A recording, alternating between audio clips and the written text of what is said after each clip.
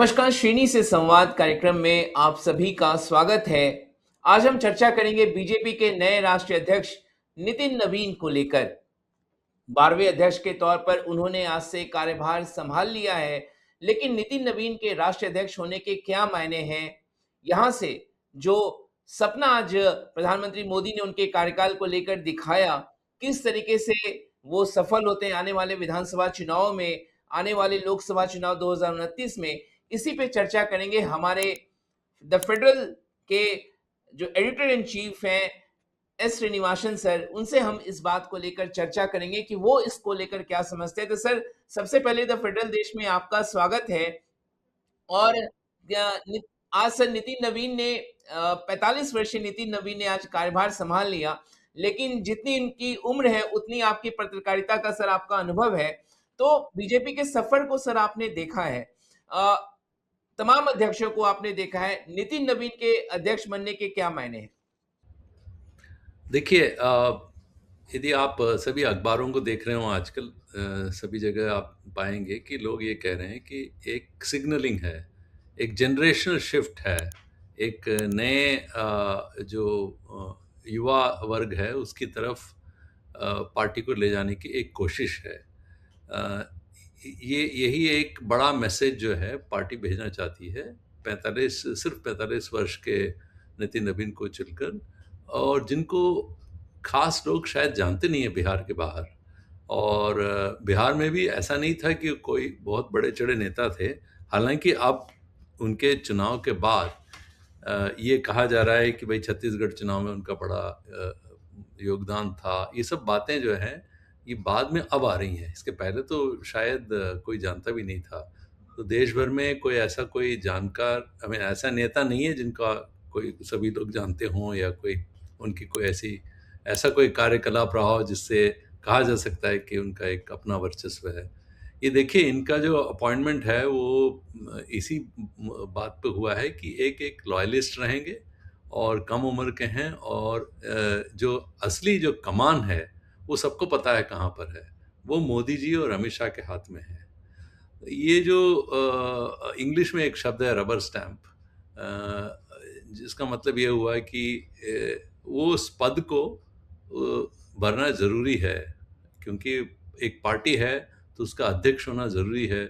Election commission में national party है, number 1 party है, तो उसमें वो ज़रूरी है कि चुनाव हो तय पे, पार्टी का एक नेशनल एक उनका अपना एक कानून हो चुनाव का, और उसका प्रक्रिया का पालन होना चाहिए। ये इलेक्शन कमीशन का एक जो है चुनाव आयोग का एक नियम है, और इस नियम पूर्ति के लिए ज़रूरी है कि कोई पार्टी का जो है एक चीफ चुना जाए। उसमें उनका चुनाव हुआ है, वरना नितिन नवीन अपने आप में कुछ कर दिखाएंगे, करेंगे, ये तो मुझे ज़्यादा नहीं लगता। इसके पहले जो थे नड्डा साहब, जेपी नड्डा साहब, वो भी इसी क्रम में आते हैं। मगर ये था कि नड्डा साहब का कद थोड़ा सा ऊंचा था, तो उनको लोग जानते हैं, वो मंत्री भी हैं अभी। मगर नितिन नबी एकदम ही नए हैं। तो ये कहना कि नए युवा वर्ग के लिए कहा जाना, इसका दूसरा मायने हो सकता है, वो ये हो सकता है कि एक तरह का एक इशारों में बताया जा रहा हो, जो बाकी बड़े नेता हैं पार्टी के, जिनको बड़े ओहदे की यदि वो आशा लगाए बैठे हों, जैसे प्रधानमंत्री का कोई पोस्ट हो उसके लिए कोई लगा के बैठे हों, ऐसा कोई हो, उनके लिए एक बहुत बड़ा इशारों में एक है कि देखिए अब नितिन नवीन आ गए हैं तो आप लोगों का जो है कद अपने आप कम हो जाएगा। यही मुझे लगता है। सर, एक अहम सवाल ये उठता है कि भारतीय जनता पार्टी दूसरे दलों में लोकतंत्र को लेकर वहाँ जो लोकतंत्र है उसका मुद्दा उठाती है, खासतौर से कांग्रेस या अन्य क्षेत्रीय दल हैं। लेकिन जिस तरीके से यहाँ पे चुनाव कराया गया, उसके बाद रिजल्ट की घोषणा हुई और कोई दूसरा कोई उम्मीदवार भी नहीं था अध्यक्ष पद के लिए जो कि अपना नामांकन भरे। तो जिस लोकतंत्र की बात करती है भारतीय जनता पार्टी, उसको आप किस तरीके से देखते हैं? क्योंकि कोई दूसरा हमने देखा मल्लिकार्जुन खड़गे जिस समय उन्होंने अध्यक्ष के लिए नॉमिनेशन दाखिल किया था, तो उनके सामने शशि थरूर थे। तो इसको आप किस तरीके से आएँगे आंकेंगे कि क्या बीजेपी में आंतरिक लोकतंत्र है?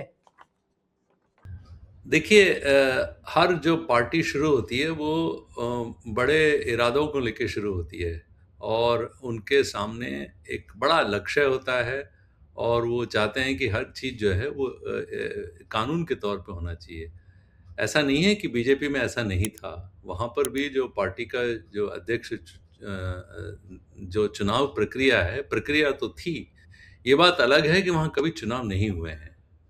नामांकन होता है और बहुमत से एक जो है पार्टी का एक चीफ वहाँ पर चुना जाता है। अभी तक ऐसा नहीं हुआ है कि वहाँ पर बीजेपी में कभी कोई चुनाव हुआ हो और कोई 2 प्रत्याशी खड़े हों, उनमें से 1 जीता हो, 1 हारा हो। ये यदि आप उसके इतिहास देखें तो वाजपेयी साहब पहले पार्टी के अध्यक्ष रहे, उसके बाद अडवाणी जी बने। अडवाणी जी बाद में दोबारा एक बार और बने। और उसके बाद बंगारू लक्ष्मण आए। बंगारू लक्ष्मण को छोड़ना पड़ा बीच में उनको। इसके पहले उनके ऊपर एक करप्शन का चार्ज था, तो कैश अ, लेने का उनके ऊपर एक वो था, तो इसलिए उनको छोड़ना पड़ा। वेंकैया नायडू बने, उन्होंने भी छोड़ दिया क्योंकि चुनाव हार गए, तो 2 साल में ही वो अपना पद छोड़ गए। हालाँकि उनका 3 साल का पूरा एक कार्यकाल था। गडकरी साहब आए और उसके बाद नड्डा साहब और अब नितिन नवीन हैं। तो यदि आप देखेंगे इनमें से किसी का भी कोई ऐसा चुनाव नहीं हुआ। सभी जो हैं पूर्व सम्मति से जो नेशनल उनका जो एक नेशनल एग्जीक्यूटिव और काउंसिल से जो मिला-जुला एक वो कहते हैं ना एक वोटिंग का उनका एक अपना तरीका है। कॉलेजियम कहते हैं। उ उस कॉलेजियम से वो लोग जीते हैं। ना मगर नामांकन होते ही जीते हैं। उनके विरोध में कोई खड़ा नहीं हुआ है। फिर भी बावजूद भी आप कह सकते हैं कि पार्टी के अंदर एक तरह का एक डेमोक्रेसी था। वो ये था कि सबसे विचार विमर्श करके ही फिर उसको एक पार्टी के नेता को चुना जाता है। इसमें बीच में एक आरएसएस के नेता भी बीच में आए थे, जो थोड़े दिन के लिए पार्टी चीफ बने थे बीजेपी में। मेरा कहने का मतलब ये है कि चुनाव सीधे तौर पर ना हुआ हो, मगर सबसे मिल-जुल कर कंसल्टिंग करके किसी एक को पार्टी का अध्यक्ष बनाया जाता। ये परंपरा रही है बीजेपी की। एक बार ज़रूर जो एक बार बात उठी थी, जब ये बात उठी थी कि शायद चुनाव हो जाए, जब नितिन गडकरी को बनना था और उनका नाम आ गया था पूर्ति उसमें, तब जो पूर्व वित्त मंत्री बीजेपी के यशवंत सिन्हा जी, उन्होंने कहा था कि मैं खड़ा होऊँगा, मगर हुए नहीं। उसके बाद बात खत्म हो गई क्योंकि गडकरी साहब ने फिर इस्तीफ़ा दे दिया। तो इसी तरह का वहाँ का इतिहास रहा है। मगर अब ये सब बातें बदल गई 2014 के बाद। देखिए, पूरा का पूरा जो है वो अब केंद्रित हो गया है। जो पावर जो होती है वो अब, क्योंकि इतने बड़े कद के हैं मोदी साहब उस पार्टी में, बीजेपी में उनका कद इतना ज़्यादा बड़ा है। उसके बाद उनके नंबर 2 जो हैं जो गृह मंत्री हैं, उनका भी कद जो है पार्टी के अंदर पूरे अपने सरकार और पार्टी में इतना बड़ा है कि उसके बाद पार्टी प्रेसिडेंट और उन लोगों का कोई उतना वो नहीं है। हालाँकि पार्टी के कॉन्स्टिट्यूशन से हिसाब से देखा जाए तो सर्वोपरि अध्यक्ष माना जाता है। जो नितिन नवीन का जो अभी जो वो है पद है, उसको सर्वोच्च माना जाता है और इसी को और इंगित करते हुए शायद प्रधानमंत्री ने कहा कि आप हमारे बॉस हैं। देखिए, इसके विपरीत आपने मुझसे एक सवाल पूछा कि कांग्रेस में जो है खरगे और मल्लिकार्जुन खरगे 2022 में शशि थरूर जी के बीच चुनाव हुआ था। वाक़ई चुनाव हुआ था, उसमें शशि थरूर हारे और खरगे साहब जीते और थरूर तब से थोड़े-थोड़े नाराज़ हैं, आपको मालूम भी है, नाराज़ ही रहते हैं। देखिए, मगर कांग्रेस का भी इतिहास कुछ ऐसे ही रहा है। जब शुरू हुआ, आप देखेंगे यदि थोड़ा-सा पीछे जाते हैं इतिहास में, वहाँ पर तो कांग्रेस में अ, हमारे हमको जब स्वतंत्रता मिली उसके पहले यदि आप उसका यदि हिस्ट्री देखें, इतिहास देखें, बहुत सारे लोग चुने जाते थे और वो लोग सब पार्टी प्रेज़िडेंट रहे हैं और 1942 में क्विट इंडिया मूवमेंट हुआ, सभी को जेल में बंद कर दिया गया, तो कई दिन चुनाव नहीं हुए, कई साल नहीं हुए। उसके बाद जब वापस आए, हमको स्वतंत्रता मिली, उस समय पर फिर से चुनाव हुआ। वो एक दूसरी कहानी है कि देखिए सरदार पटेल को चुना गया था और उसके बाद जो है गांधी जी ने जो है नेहरू को बना दिया, उनको हटा दिया। ये सब जो हैं उनमें भी बहुत सारे जो इतिहास के अलग-अलग आप तरीके से लोग बता रहे हैं, मगर हुआ क्या था कि तब भी 3 लोग खड़े हुए थे, सरदार पटेल, आचार्य कृपलानी और जवाहरलाल नेहरू। तो सरदार पटेल साहब को ज़्यादा वोट मिले थे, मगर ये उनके उम्र और उनके जो एक वो है उसको उसको रिस्पेक्ट करते हुए फिर बाद में अंतोगत्वा जो बने कोई और थे। जब जब कृपलानी रहे उस समय पर, जो पार्टी के प्रेसिडेंट रहे, उसके बाद आप कह सकते हैं कि 1959 में नेहरू जब थे प्रधानमंत्री, तभी जो है इंदिरा गांधी को चुना गया। नेहरू ने उसका काफ़ी विरोध किया। उन्होंने कहा पार्टी के इस निर्णय को मैं नहीं मानता हूँ। मेरी बेटी को यदि आप बना देते हैं तो फिर लोग कहेंगे कि पार्टी में डिनेस्ट हो गया है, आप वंशवाद फैला रहे हैं। ये नेहरू जी ने कहा है और उसका 1 साल बाद उस कारण इंदिरा को छोड़ना पड़ा गद्दी, पार्टी प्रेसिडेंट के तौर पे। मगर फिर बाद में वो दोबारा बनी, जब उसके बाद नेहरू जी चले गए, शास्त्री जी चले गए, पार्टी में बदलाव हुए, सिंडिकेट आया। उसके बाद जब इंदिरा आई, उनका जो पूरा अनुभव था वो बड़ा पार्टी को लेके वो काफ़ी एक कठोरता आई उनमें, क्योंकि शायद वो कड़वापन था उन्होंने जो देखा उनके साथ, जो सिंडिकेट के साथ उनका जो झगड़ा हुआ। उसके बाद वो इतनी ताकतवर बन गई, उसके बाद आपको मालूम है क्या हुआ, इमरजेंसी हुआ। तब तो जो तब के जो पार्टी प्रेसिडेंट थे, तो वो तो ये कहना शुरू कर दिया कि देवकांत बड़ुआ जी थे, Indira is India, India is Indira, आपने सुना होगा। तो ये हद तक चापलूसी की ये हद थी कि ये कहने लग गए थे। तब जो है प्रधानमंत्री का और पार्टी प्रेसिडेंट का पद एक हो गया था। उसके बाद राजीव गांधी के समय भी यही रहा है, अलग से कोई अध्यक्ष नहीं बना। मगर उनके जाने के बाद फिर बदलाव आया, सीताराम केसरी बने, मगर उनके वो भी तुरंत बनाए गए। उसके जाने के बाद चुनाव हुआ 2000 में, सोनिया गांधी, जितेंद्र प्रसाद और राजेश पायलट, 3 कैंडिडेट थे, जिसमें सोनिया गांधी नंबर 1 पे आई, नंबर 2 पे जितेंद्र प्रसाद, नंबर 3 पे राजेश पायलट। जितेंद्र प्रसाद बाद में जो है थोड़े से वो हो गए, उनका बेटा जो है जितिन प्रसाद, वो बीजेपी चले गए। हालांकि वो भी थे, थोड़े दिन कांग्रेस में थे, मंत्री भी बने, फिर वो चले गए।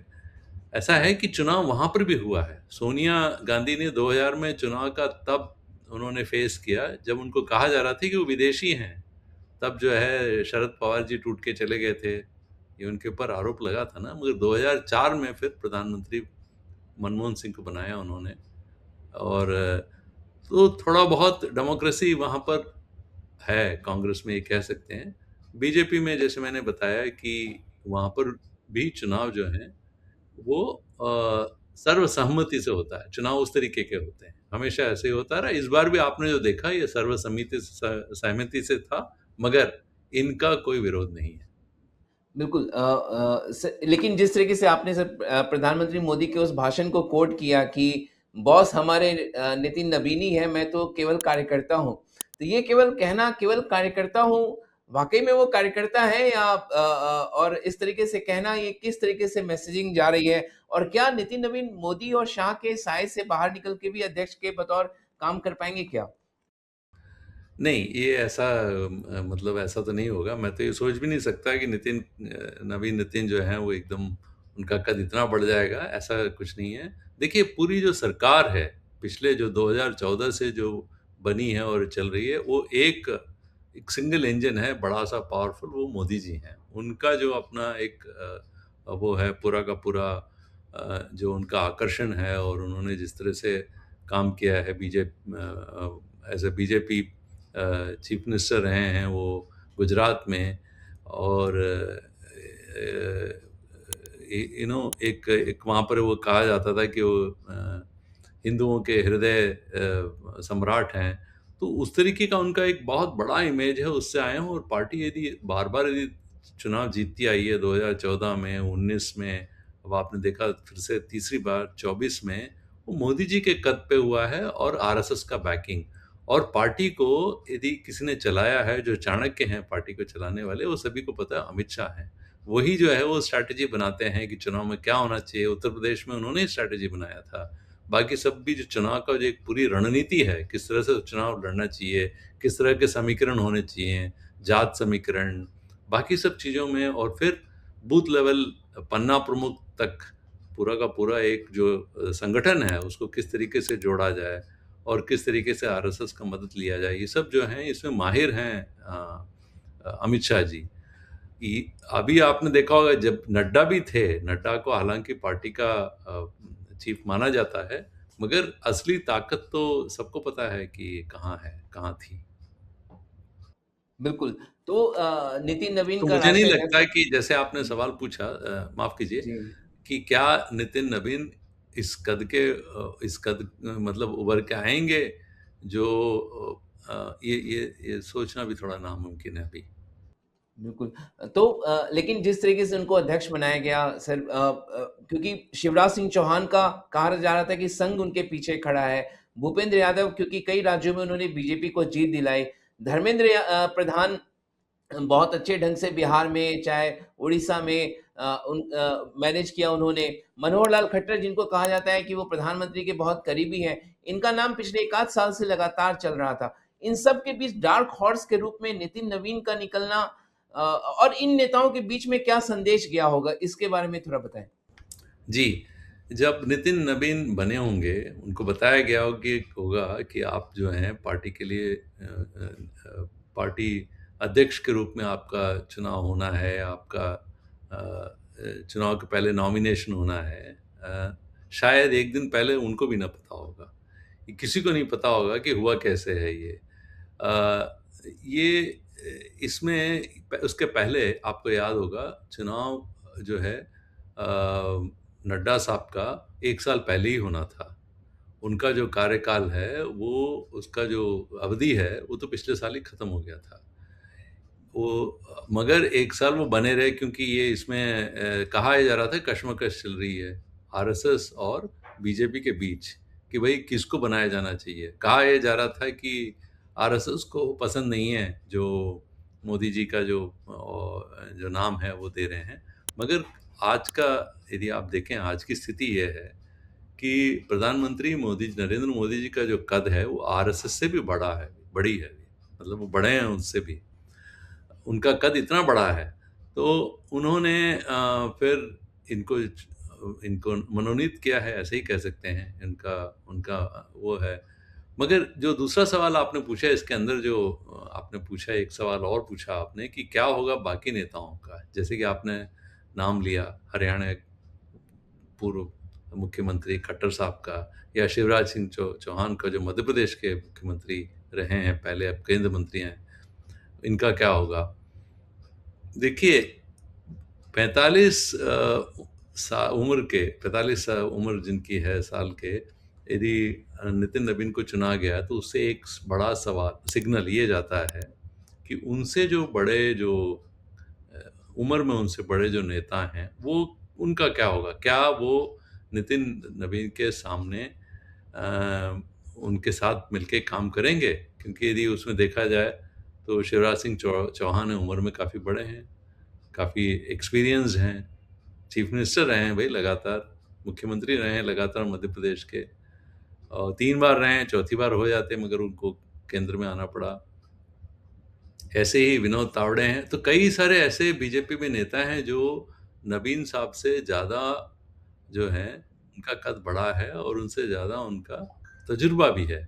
उनका क्या होगा? क्या वो उनके साथ मिलके काम करने के लिए तैयार होंगे? कहने के लिए तो सब कहते हैं कि हम जो हैं पार्टी के वफ़ादार हैं, जो पार्टी का अध्यक्ष कहेगा वही हम करेंगे। मगर क्या ये जो प्रैक्टिकल लाइफ़ में ये बनती, मतलब ऐसा होता है? तो ऐसा तो नहीं होता है। जैसे एक सिग्नल और है इसमें, 2 और बड़े नेता हैं। एक तो देवेंद्र फडणवीस जी हैं, जिनकी जो है 59 इयर्स ओल्ड के हैं वो हैं। हाँ, तो और योगी आदित्यनाथ हैं उत्तर प्रदेश के मुख्यमंत्री, उनका शायद 53 साल के हैं, 53 हैं शायद। और ये भी दोनों बड़े नेता हैं और इनकी उम्र कम है। अम, मगर अगले कुछ सालों में लगता है कि इनके लिए भी एक इशारे में कहा जा रहा है कि देखिए ऐसा है कि अभी अभी थोड़ा सा वेट करिए आप लोग। तो मुझे लगता है कि खूब सारा इसमें मैसेजिंग है पार्टी के भीतर। एक एक एक ऐसे युवा या कम उम्र के एक नेता को लेके ये पार्टी के अंदर एक बड़ा मैसेज भेजा जा रहा है। तो वही मुझे ऐसा लगता है। तो क्योंकि मैसेज भेजा जा रहा है तो सर नई टीम, क्योंकि हर अध्यक्ष जो बनता है वो अपनी एक नई टीम बनाता है, नई कार्यकारिणी उसका गठन होगा, नई संसदीय बोर्ड का गठन होगा। क्या लग रहा, क्योंकि हमने देखा था किस तरीके से नितिन गडकरी संसदीय बोर्ड से चले गए। उसके पहले हालांकि वेंकैया नायडू तो कॉन्स्टिट्यूशनल पद पे चले गए थे, लेकिन कई लोगों को बाहर किया गया। अ, किस तरीके का आप कार्यकारिणी देखते हैं नितिन नवीन के अध्यक्षता में, और क्या वो मोदी शाह की पसंद होगी वो नई कार्यकारिणी जिसे बड़े-बड़े नेताओं को अब मार्गदर्शन मंडल में डाल दिया जाएगा? इसमें कोई आशंका नहीं है। जो नया कोई नेशनल एग्जीक्यूटिव बनता है या नेशनल उनका जो काउंसिल है, जो उनका सबसे बड़ा पॉलिसी मेकिंग उनका जो बॉडी है वो है, इन सब में आएंगे जो लॉयलिस्ट हैं मोदी और शाह के, उन्हीं के लोग आएंगे। इसमें कोई डाउट नहीं है। मगर देखिए हुआ क्या है, पार्लियामेंट्री बोर्ड का मीटिंग शायद अभी हुआ ही नहीं है। प्रधानमंत्री चुने गए मोदी जी 2024 में। उसके बाद मैं किसी से बात कर रहा था जो कि बड़े लंबे समय से बीजेपी को देखते आए हैं। उनका कहना है कि उनके उनके हिसाब से शायद कोई मीटिंग ही नहीं हुआ पार्लियामेंट्री बोर्ड का, जबकि होना चाहिए।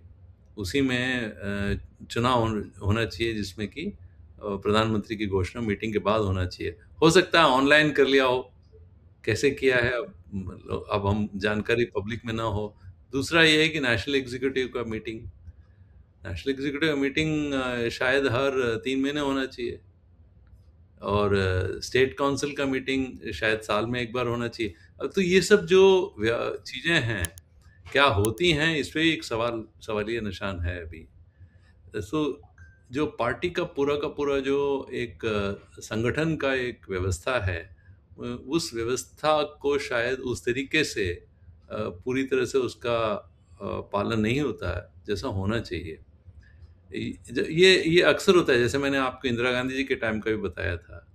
और जब नेता जो शीर्ष नेता बहुत ताकतवर होता है और उसके साथ तो पार्टी और सरकार एक हो जाती है। तो लगभग मैं वही स्थिति देख रहा हूँ कि पार्टी और जो सरकार है वो शायद एक ही जगह पर ध्रुवित हो गई है। आज जबकि प्रधानमंत्री ने एक और बहुत महत्वपूर्ण बात कही, नितिन नवीन जब सामने बैठे हुए थे, कि न केवल पार्टी को आगे लेकर जाना है बल्कि एनडीए के घटक दल को भी साथ लेकर चलना है। नितिन नवीन क्या इतने क्षमतावान हैं, चाहे चंद्रबाबू नायडू, नीतीश कुमार, इस तरीके के सरीखे लोगों को, चिराग पासवान जिसके बैसाखी पर मोदी सरकार सत्ता में है, उनको साथ लेकर चलने में आपको क्या लगता है सर, क्या भूमिका हो सकती है नितिन नवीन की? देखिए ये बड़ा एक विषय है जिसको हमको देखना होगा कि किस तरीके से नितिन नवीन अपना वो निभाते हैं, क्या काम करते हैं।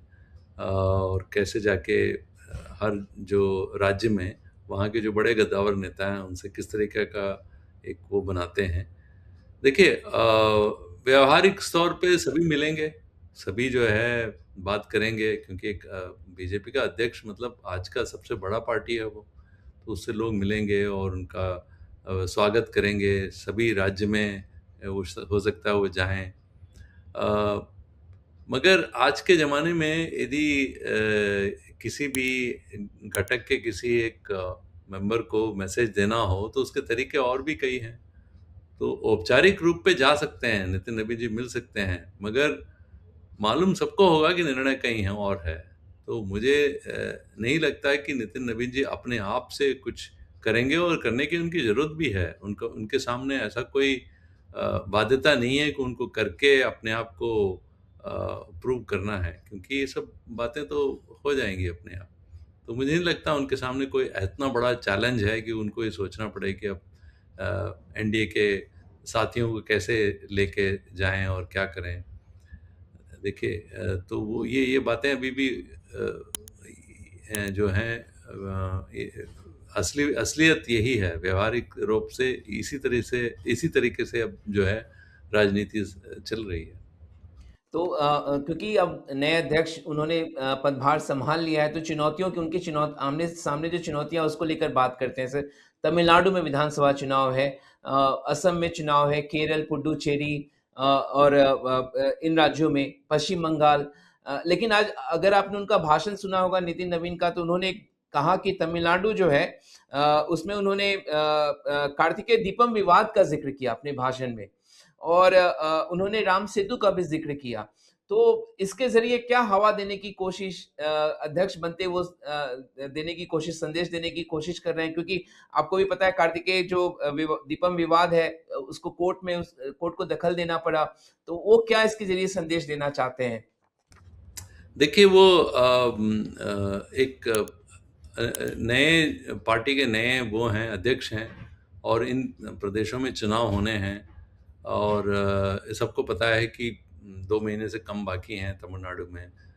वो एक मैसेज दे रहे हैं, जो बात जो उन्होंने कही उसमें नया कुछ नहीं है, बीजेपी का ये एक स्टैंड रहा है, और उनको जो है कोर्ट से एक वो मिला है कि वहाँ पर जाके दीप जला सकते हैं। इसी तरीके से उनको उनको जो है एक वो मिला है उससे, दूसरा राम सेतु का भी पुराना इशू है यहाँ पर। तो चुनावी समय है, तो ये तो वाजिब है कि इस तरह की बातें होंगी, और वो वही कह रहे हैं। और देखिए ये कहने में इस विपक्ष के ऊपर कटाक्ष करना या उनको अटैक करना या उनके ऊपर अ, ये तो इसमें तो कोई ज़्यादा उसमें सोचने वाली बात है नहीं। ये तो करना ही है, ये तो विपक्ष का काम है। तमिलनाडु में बीजेपी विपक्ष में है, और मगर यदि आप ये पूछें कि क्या ये चैलेंज को वो फेस करेंगे, ये चैलेंज नितिन नवीन के सामने नहीं है, ये चैलेंज पूरे बीजेपी के सामने है, और प्रधानमंत्री के सामने भी है, और अमित शाह जी के सामने भी है।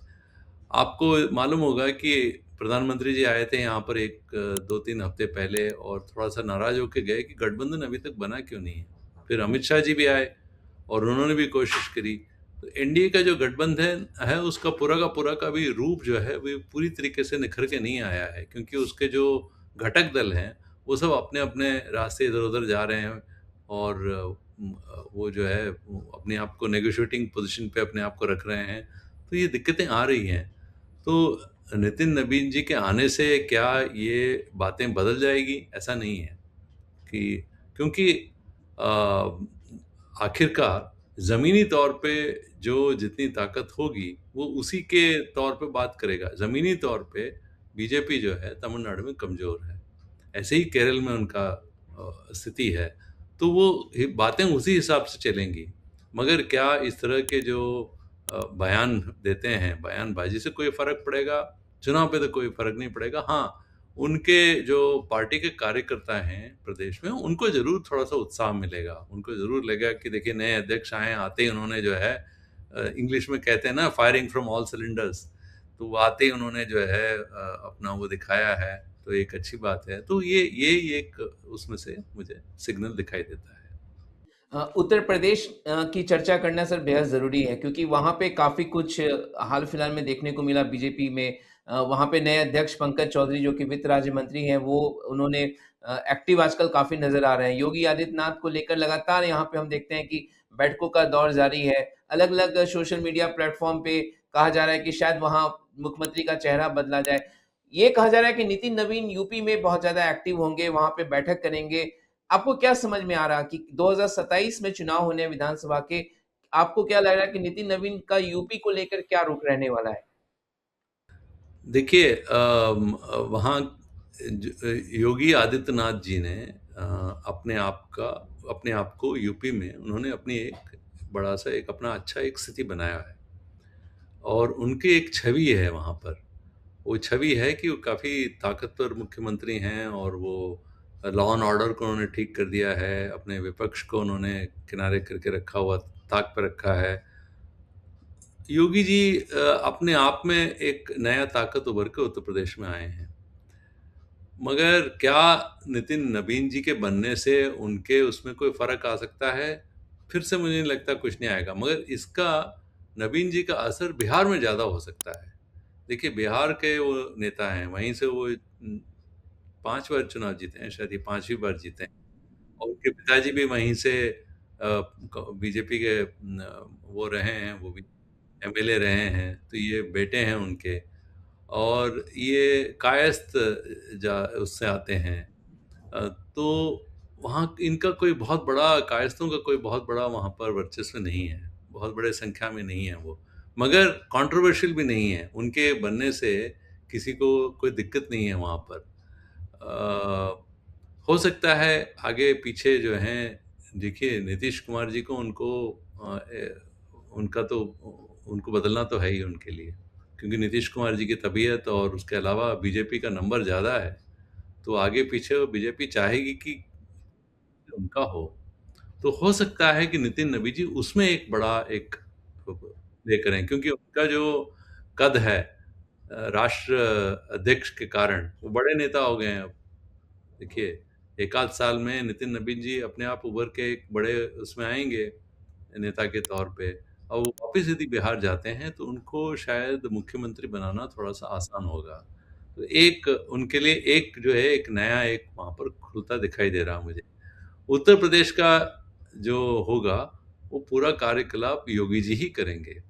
मगर उसमें जो जातीय समीकरण है, उसको कैसे बनाना है, कैसे संयोजना क्या उसकी जो एक रूपरेखा रहेगी, इन सब में जो है, आपको मालूम है, ये अमित शाह जी करेंगे। चक्रव्यूह कैसे करना है, किस तरह का एक व्यू बना वो करना है, ये सब तो काम वो करेंगे। और जो फेस रहेगा चुनाव पे, जो 2 बड़े फेस होंगे, एक मोदी जी होंगे, उसके बाद योगी जी भी होंगे। तो नितिन नबीन उत्तर प्रदेश में कुछ कर पाएँगे बड़ा, तो अगेन मुझे नहीं लगता, मगर बिहार में ज़रूर उनका एक वो बन सकता है। तो सर, अब इस चर्चा को जब हम समाप्त कर रहे हैं, प्रधानमंत्री ने ये भी आज कहा होगा, भाषण में कहा कि विकसित भारत 2047 तक विकसित भारत, जेनजी, उन्होंने कहा कि जेनजी, और तब उन्होंने नीति नवीन का जिक्र किया 25 वर्ष में जब विकसित भारत होगा तो यहाँ से विकसित भारत के मोटिव को नीति नवीन आगे लेकर जाएंगे। क्या जेनजी दिमाग में रखकर इतने युवा अध्यक्ष बनाया गया है, या क्या मैसेजिंग जनता के बीच में, क्योंकि हम तो पार्टी को लेकर चर्चा कर चुके हैं, जनता के बीच में क्या मैसेज इसके ज़रिए देने की कोशिश है कि क्या बीजेपी युवा पार्टी है, क्योंकि जो मुख्य विपक्षी दल है उसके तो बहुत ही बुजुर्ग अध्यक्ष हैं, इसके ज़रिए क्या मैसेजिंग देने की कोशिश है? देखिए, ये पार्टी में ज़रूरी है कि जेन ज़ी ज़्यादा जुड़े और पार्टी का जो एक पूरा का पूरा रूप है वो युवा वर्ग की आकर्षित करे, क्योंकि युवा जो वोट है वो बहुत ज़रूरी हो गया है।